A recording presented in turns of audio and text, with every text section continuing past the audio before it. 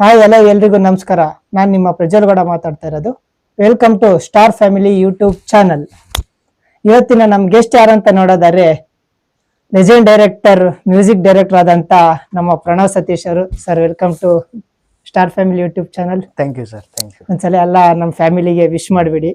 So Prajwal ಅವರು ಮತ್ತೆ ಅವರ ಫ್ರೆಂಡ್ಸು ಸ್ಟಾರ್ ಫ್ಯಾಮಿಲಿ ಅನ್ನೋ ಯೂಟ್ಯೂಬ್ ಚಾನಲ್ ಓಪನ್ ಮಾಡಿದ್ದಾರೆ. ಸೊ ಒಳ್ಳೇದಾಗ್ಲಿ ಅವ್ರ ಟೀಮ್ಗೆ, ದೇವ್ರು ಒಳ್ಳೇದು ಮಾಡಲಿ, ಒಳ್ಳೇದಾಗ್ಲಿ ನಿಮ್ಮ okay, team. Thank you sir. Okay, ನಿಮ್ಮ ಮ್ಯೂಸಿಕ್ ಜರ್ನಿ ಹೇಗಿದೆ ಸರ್ ಈಗ? ನಂದು ಮ್ಯೂಸಿಕ್ ಜರ್ನಿ ಅಂತ ಬಂದರೆ, ಫಸ್ಟು ನಾನು ಹುಟ್ಟಿದ್ದು ಚಿಕ್ಕಬಳ್ಳಾಪುರದಲ್ಲಿ. ಓಕೆ, ಸೊ ಚಿಕ್ಕಬಳ್ಳಾಪುರದಲ್ಲಿ ಹುಟ್ಟೆ. ಆಮೇಲೆ ನಮ್ಮ ಅಪ್ಪ ಅಮ್ಮ ಬ್ಯಾಂಕಲ್ಲಿ ಕೆಲಸ ಮಾಡ್ತಾಯಿದ್ರು. ನಾನು ಎಳೆ ಮಗು ಅವಾಗ. ಎಷ್ಟು ಹೈಪರ್ ಆಕ್ಟಿವ್ ಅಂದರೆ ನೀವು ನಂಬಕ್ಕಾಗಲ್ಲ. ನಾನು ಒಂದು ಕಡೆ ಇರ್ತಿರ್ಲಿಲ್ಲ. ನಾನಂತೂ ನೀವು ನೋಡ್ಬೇಕು, ಅಲ್ಲಿ ಇಲ್ಲಿ ಇಲ್ಲಿ ಅಲ್ಲಿ ಎಲ್ಲ ಅಂದ್ರೆ ಓಡೋಗ್ಬಿಡೋನು. ಆಮೇಲೆ ನಮ್ಮ ಚಿಕ್ಕಪ್ಪ ಅವರು ಸ್ಯಾಂಟ್ರೋ ಗಾಡಿ ತರ್ತಾ ಇದ್ರು. ನಮ್ಮ ಸೌಗಂಧಿಕ ಮನೆ ಇತ್ತು ಅವಾಗ. ಅದಕ್ಕೆ ಮುಂಚೆ ಹಳೆ ಮನೇಲಿ ಅಜ್ಜಿ ತಾತ ಮನೇಲಿ ಇದ್ವಿ.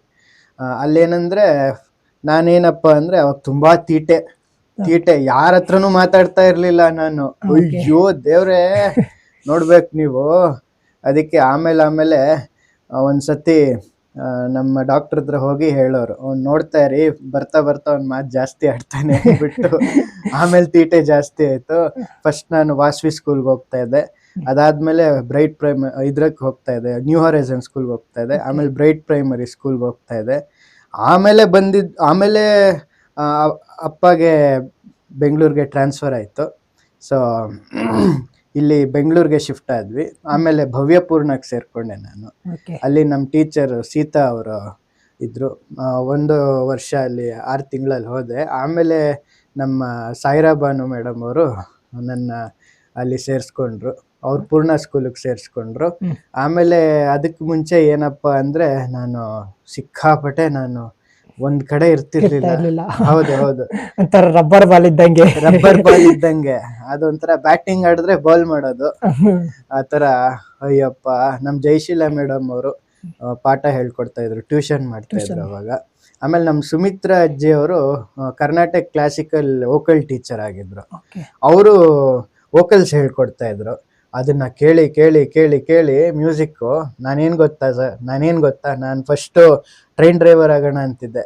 ಆಮೇಲೆ ಪೈಲಟ್ ಡ್ರೈವರ್ ಆಗೋಣ ಅಂತಿದ್ದೆ. ಆಮೇಲೆ ನಾನು ಏರೋಪ್ಲೇನ್ ಡ್ರೈವರ್ ಆಗೋಣ ಅಂತಿದ್ದೆ. ಆದ್ರೆ ನೋಡಿದ್ರೆ ಡಿಲಕ್ಸ್ ಅಂಗಡಿ ಓಪನ್ ಮಾಡೋಣ ಅಂತಿದ್ದೆ. ಅಪ್ಪ ಅಮ್ಮ ಬೈಯೋರು, ಏನ್ ಗುರು ನೀನು ಡಿಲಕ್ಸ್ ಅಂಗಡಿ ಓಪನ್ ಮಾಡ್ತೀಯಾ ಅಂತ. ನಾನು ಹೇಳ್ದೆ, ನೀವ್ ನೋಡ್ತಾ ಇರಿ, ಆಮೇಲೆ ಏನ್ ಅನ್ಸ್ತಾ ಏನೋ, ಇದು ಯಾವ್ದು ಬೇಡ ಗುರು, ಮ್ಯೂಸಿಕ್ಗೆ ಬರೋಣ ಅಂದ್ಬಿಟ್ಟು. Best medicine is the music. So ಆಮೇಲೆ ಪೂರ್ಣ ಸ್ಕೂಲ್ ನಮ್ಮ ಭಾಸ್ಕರ್ ಸರ್ ಇದ್ರು, ಅವರು ಮತ್ತೆ ಸಲೀಂ ಸರ್ ಇದ್ರು. ಅವರಿಬ್ರು ಅಪ್ಪಗೆ ಫೋನ್ ಮಾಡ್ಬಿಟ್ಟು ಪೂರ್ಣ ಸ್ಕೂಲ್ಗೆ ಹಾಕ್ರಿ, ಅಲ್ಲಿ ಏನು ಪನಿಷ್ಮೆಂಟ್ ಇಲ್ಲ ಅಂದ್ಬಿಟ್ಟು ಅಲ್ಲಿಗೆ ಹಾಕಿದ್ರು. ಆಮೇಲೆ 10th ವರೆಗೂ ಅಲ್ಲಿ ಓದಿದೆ. ಮತ್ತೆ national institute of open schooling ಅಲ್ಲಿ ನಾನು 10th ಮುಗಿಸ್ದೆ. ಮತ್ತೆ first and second PUC senior secondary ಆಯ್ತು. ಸೊ ಮ್ಯೂಸಿಕ್ ಬಂದಿದ್ದು ಆಮೇಲೆ. ನಂದು ಯಾವ ತರ ಸ್ಟಾರ್ಟ್ ಮಾಡಿದ್ರಿ? ನಿಮ್ಗೆ ಅದ್ರ ಮೇಲೆ ಇಂಟ್ರೆಸ್ಟ್ ಹೇಗ್ ಬಂತು? ಮ್ಯೂಸಿಕ್ ಏನಕ್ಕೆ ಚೂಸ್ ಮಾಡ್ಕೊಂಡ್ರಿ ಅಂತ? ನಾನು ಆಕ್ಚುಲಿ ಮ್ಯೂಸಿಕ್ಗೆ ಯಾಕೆ ಚೂಸ್ ಮಾಡಿದೆ ಅಂದ್ರೆ, ನಂದೊಂದು ಕನಸಿತ್ತು, ಮ್ಯೂಸಿಕಲ್ಲಿ ಏನಾದರೂ ಮಾಡಬೇಕು.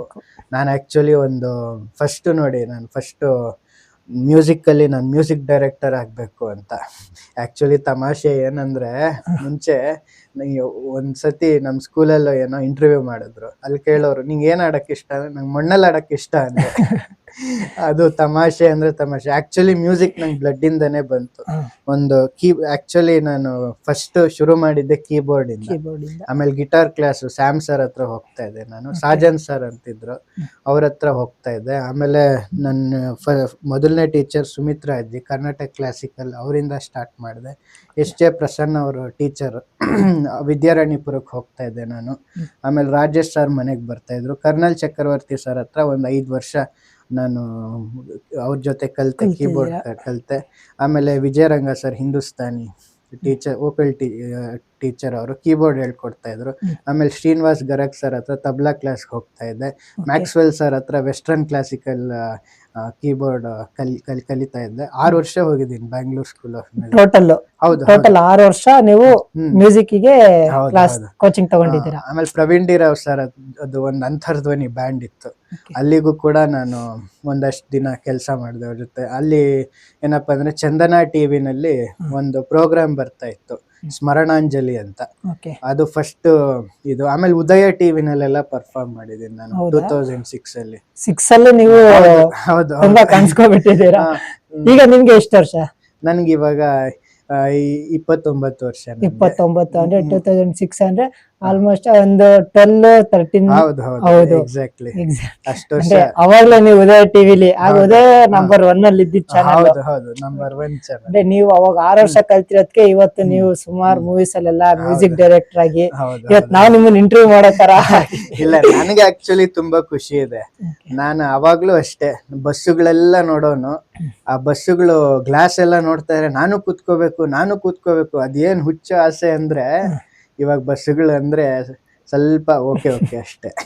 ಟೋಟಲ್ ಆಗಿ ನೀವು ಎಷ್ಟು ಫಿಲಂ ಮ್ಯೂಸಿಕ್ ಕೊಟ್ಟಿದ್ದೀರಾ? ನಾನು ಆಕ್ಚುಲಿ ಬಂದ್ಬಿಟ್ಟು ಫಸ್ಟ್ ಇಂದ ಹೇಳ್ಬೇಕು ಅಂದ್ರೆ ನಾನು music director Ganesh Narayan sir ಅವ್ರ ಜೊತೆ ಅಸಿಸ್ಟೆಂಟ್ ಆಗಿ ಕೆಲಸ ಮಾಡ್ತಾ ಇದ್ದೆ. ಆಲ್ಬಮ್ಸ್ಗೆ ಮತ್ತೆ ಅವ್ರ ಫಿಲಿಮ್ಸ್ಗೆ ಜಿಂಗಲ್ಸ್ಗೆಲ್ಲ ಒಂದಷ್ಟು ವರ್ಷ ಅವ್ರ ಜೊತೆ ಕೆಲಸ ಮಾಡಿದೆ. ಮತ್ತೆ ಆಮೇಲೆ ಇವರು ವೀರಣ್ಣ ಸರ್ ಜೊತೆ 53 ಆಲ್ಬಮ್ ಸಾಂಗ್ಸ್ ಮಾಡಿದೆ. ಡಾಕ್ಟರ್ ಅನುಪಮ್ ಅವ್ರ ಜೊತೆ 8 ಆಲ್ಬಮ್ಸ್ ಮಾಡಿದ್ದೀನಿ. ಮತ್ತೆ ಆಮೇಲೆ ಪ್ರವೀಣ್ ಡಿ ರಾವ್ ಸರ್ ಜೊತೆ ಪ್ರೋಗ್ರಾಮ್ಸ್ ಎಲ್ಲ ಕೊಡ್ತಾ ಇದ್ದೆ. ಆಮೇಲೆ ಸುಮಾರು ಹೀಗೆ ಜಾನ್ ರಾಕೇಶ್ ಅವ್ರ ಜೊತೆ ಒಂದು ಐಶುವಿನ ಜೊತೆ ಶಾರ್ಟ್ ಫಿಲಿಮ್ ಮಾಡಿದೆ. ಹೀಗೆ ಡಾಕ್ಯುಮೆಂಟ್ರಿ ಮೂವೀಸ್ ಅಂತ ಬಂದರೆ ಹಂಪಿ ಡಾಕ್ಯುಮೆಂಟ್ರಿ ಮೂವಿ, ವೆಂಕಟೇಶ್ ಬಾಬು ರೆಡ್ಡಿ ಸರ್ದು, ಮತ್ತು ಜನಾರ್ದನ್ ಬಾಬು ಸರ್ದು ತಾಣಾಯನ ಅಂತ ಒಂದು ಮೂವಿ ಇತ್ತು. ಮತ್ತು ಭರತಾದ್ರಿ ರಜತಾದ್ರಿ ಸರ್ ಅವ್ರ ಜೊತೆ ಒಂದು ಬೆಳಕಿನಂಥ ಬದುಕು, ವಿನಯ ಮಾರ್ಗ ಡಾಕ್ಯುಮೆಂಟ್ರಿ ಮೂವೀಸ್ ಎಲ್ಲ ಮಾಡಿದೆ. ಆಮೇಲೆ ಇವತ್ತಿಗೆ ನಾನು ಹೆಮ್ಮೆಯಿಂದ ಹೇಳ್ತೀನಿ 500 ಸ್ಟೇಜ್ ಪ್ರೋಗ್ರಾಮ್ಸ್ ರೀಚ್ ಮಾಡಿದ್ದೀನಿ. 200 ಆಲ್ಬಮ್ಸ್ ಐ ಹ್ಯಾವ್ ರೀಚ್ಡ್. ಹೌದು, ಮತ್ತಿನ 6 ವರ್ಷದ ಕಷ್ಟ ಇವತ್ತು ದೊಡ್ಡ ಬೆಳಕಾಗಿ ಕಾಣಿಸ್ತಾ ಇದೆ. ಹೌದು. ಯಾಕೆಂದ್ರೆ ಏನಪ್ಪಾ ಅಂದ್ರೆ ಇಲ್ಲಿ ನಾವೆಷ್ಟು ಕಷ್ಟ, ಅಪ್ಪ ಅಮ್ಮ ಎಷ್ಟು ಕಷ್ಟ ಬಿದ್ದಿದ್ದಾರೆ ನೋಡಿ.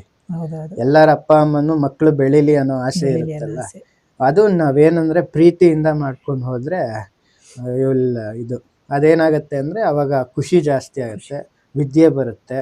ದೇವ್ರೇನಕ್ಕೆ ನಮ್ಗೆ ಜೀವನ ಕೊಟ್ಟಿರೋದು ಅಲ್ವಾ? ಹಂಗೆ ನೀವು ಅಂದ್ರೆ ಎಜುಕೇಶನ್ ಈಗ PUC ಆಗಿದೆ.